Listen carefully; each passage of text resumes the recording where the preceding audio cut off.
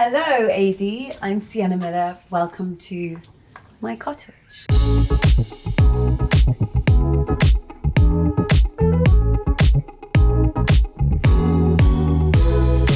going to start in the kitchen because that's where everybody always ends up.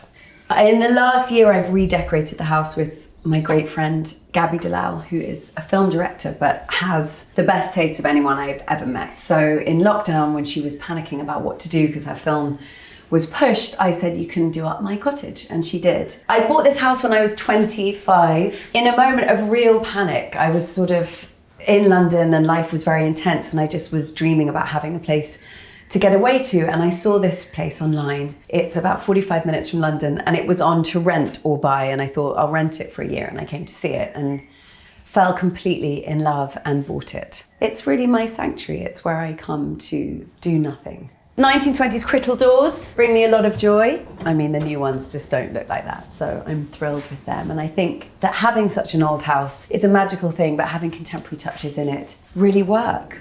This is probably my favourite thing because it's just the most beautiful Leconte stove. I have dreamt about having a big stove and I've never ever had one before, and I love to cook. So if I'm in a city or in the country or anywhere and there is a Sunday, there will be food being cooked, and it's magical to have this much space. And Christmas dinners before, we had a tiny oven and it was hell. So that's been wonderful. And I bought it off this couple that had done it up, and they sold me the house with all the furniture, and it was lovely. It was very traditional English cottage. It's now much more sophisticated and evolved, and I think much more how my taste actually is. I'd sort of inherited somebody else's vision and made it my own, but it was never quite right. So we've done a complete refurb in here.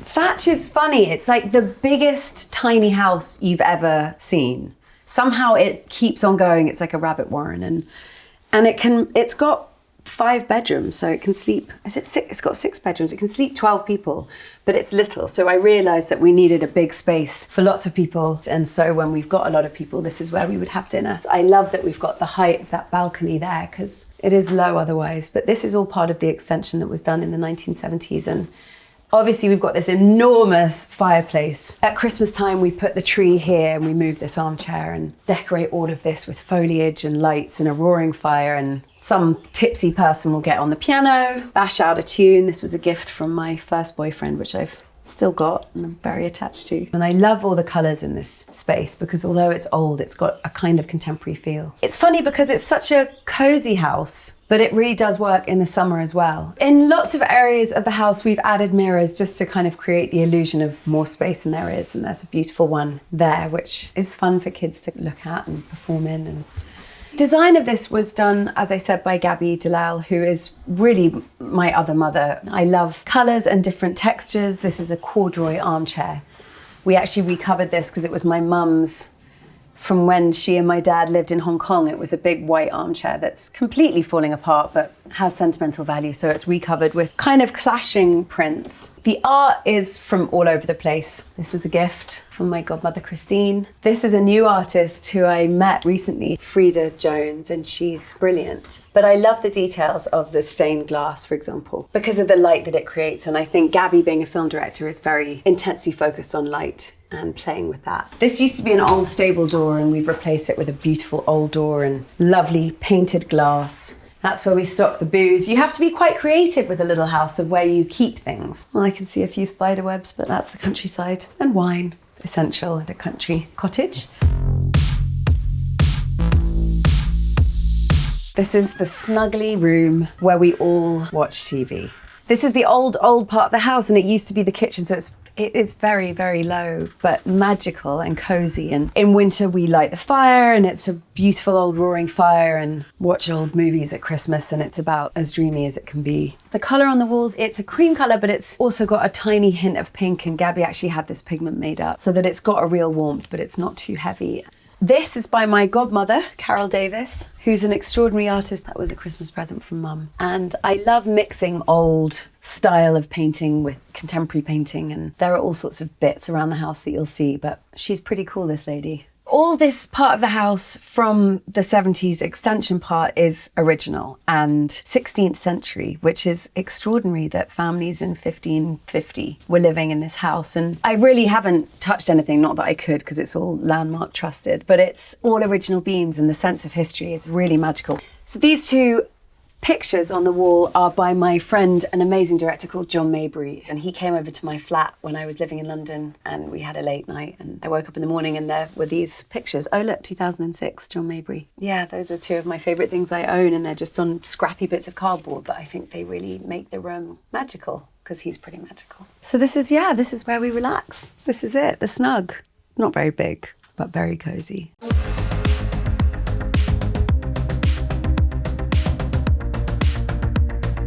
This is the original staircase that we kind of scrubbed and painted there. And we exposed this and made it into a bookshelf. It's a funny amalgamation of kids' books, my copy from my classics class of The Odyssey of Homer with some notes in it. Very impressive.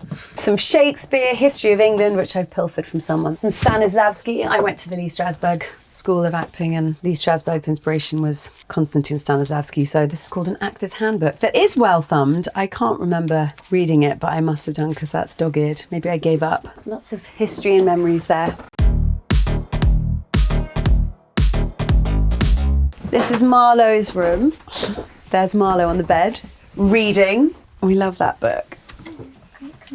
It's a Greek mythology book. We sound like a bunch of classicists and we aren't, but I like what that says.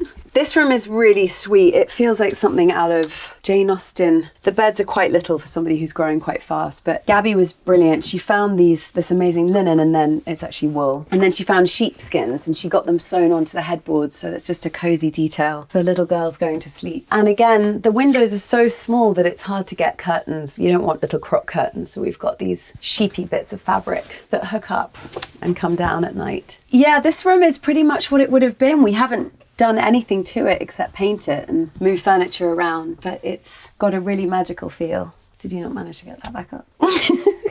And we've hidden loads of the toys. None of this house ever looks this tidy, but that's the beauty of making a film. Leaving Marlo's room, this is the hallway. This is the stairs we came up, and I didn't show you that, but that's a 1930s French lantern, Parisian lantern that I love. There's a guest room, again in lovely space, and then this is the hallway. We created this reading nook for Marlo because there's not much space in this hobbity little house, but we've got lots of her toys and books, and in homeschooling there was a little desk there so she could look out at the meadow. So this is my bedroom. This has been completely changed, and we could do that because it's the 1970s part of the house and it's not listed. But this bedroom before kind of ended where those beams ended. There was a cupboard there. My bed was here. It was really low and quite pokey, and Gaby had this genius idea to knock into the rafters and keep the beams as they were. I actually just sometimes can't believe the difference in this bedroom. I should try and find a photo of what it used to be like, but it was nothing like this. This incredible wallpaper is by Maison C, and I've been obsessed with that print. It's sort of naked witchy ladies dancing, which I think is appropriate for my mood. And lying in here any time of year and being able to look out of the window, Gaby found these old doors with old panes of glass, and we've got the Murano lantern thing, which does create the most magical light. And then in summer, I like to open these doors and sometimes sleep with them open, and having them open and lying in bed, or having them open with the bath and the bird song and the trees is definitely about as happy as I will ever be. There's a plane going overhead because there's a flying school nearby, but they're not ugly old planes. They're quite pretty, some of them. And that's what you can hear there. It's quite unfortunate when you're rolling sound.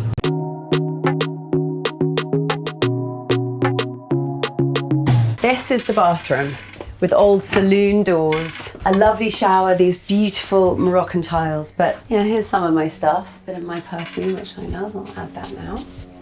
And then in here are all the cupboards. Hundreds of pairs of jeans and comfy jumpers. This is where I keep the stuff that I probably wouldn't be seen in, but is really snuggly clothes, lots of tracksuit bottoms. This is clever because the light comes on. I love that when you open it. But you'll see everything is like a shearling or a bit of knitted sock. It's cozy clothes when you're at Thatch. That's my closet. The light does bring me a lot of joy, but not much room to wear much makeup, which is a good thing because I never wear makeup when I'm at this house. Ever. Who needs to? this is part of the hallway, and we call it the Juliet balcony. Marlo sometimes stands up here with her friends and we'll put on performances, and what's quite fun about that is there is this beautiful red velvet curtain that you can pull back in a very theatrical way. This curtain was from my first ever flat in London. It had really, really tall ceilings, and I had these made, and then Gaby lined them with this fantastic old linen, and they look so beautiful. And yeah, peek over the edge, you'll see how good of a performance space this actually is, because you can have dinner down there and look up at the kids.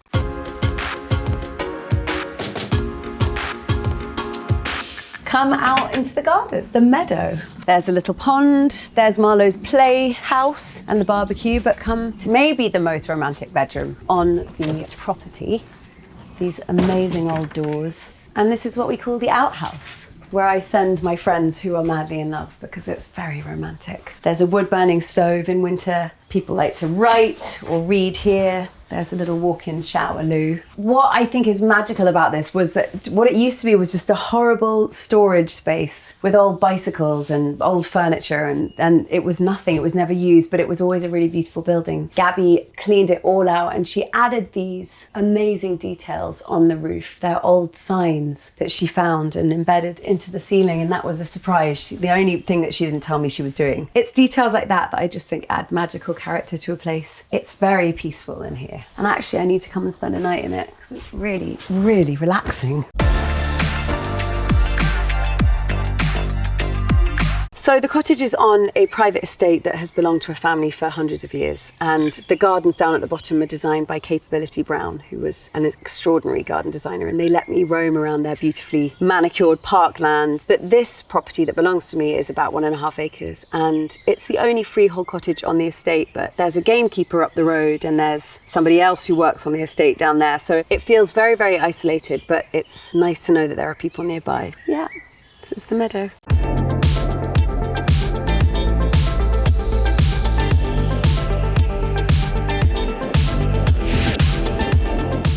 Thanks for coming, AD. I hope you enjoyed looking around my home. Come back anytime. Bye.